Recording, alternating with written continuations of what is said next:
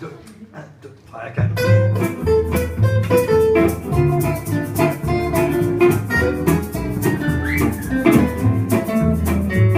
On arrivait cartable sur le dos, à deux haquets, même si on faisait les mots, on allait avoir une nouvelle institutrice. On imagine même méchante et sévère, comme celle qu'on avait eue l'année dernière, et puis on a vu arriver l'institutrice. Elle était brune, elle nous a souri.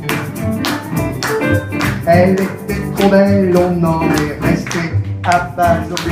Elle a quitté comme de la main, on a compris qu'avec elle on serait bien. Elle nous a dit son nom, Mademoiselle Béatrice. Tableau, elle écrivait lentement, elle nous parlait comme on parle à des grands. Elle voulait qu'on comprenne tous bien l'institutrice.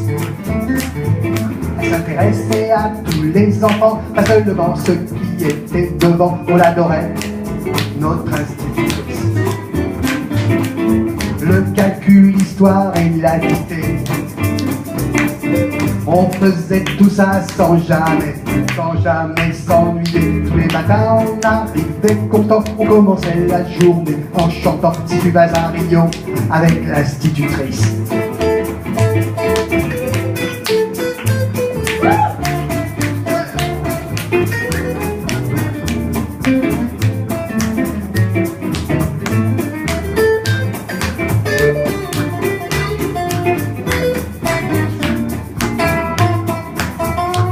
Quand elle nous emmenait au cinéma, il y avait parfois des trucs qu'on n'aimait pas, des histoires qui plaisent bien aux institutrices.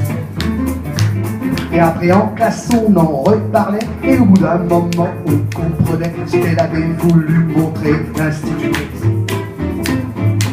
Un jour elle nous a donné un papier.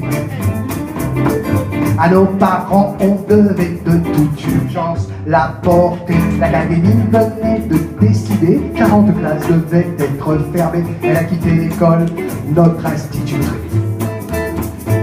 Plus tard un soir à la télé, il y avait des manifs aux actualités. Qu'est-ce qu'on voit? Notre institutrice!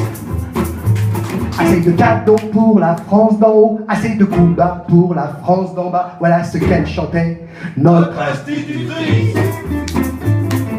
On s'est dit qu'elle avait bien raison de défendre les petits comme avant.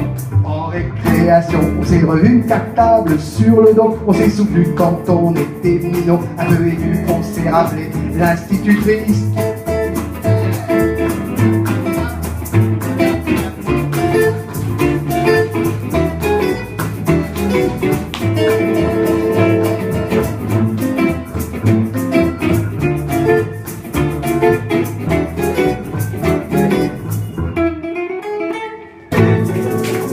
Béatrice, notre institutrice.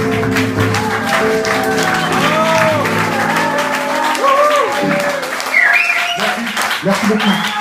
Alors on va faire une petite pause, on vient 10 minutes. Hein.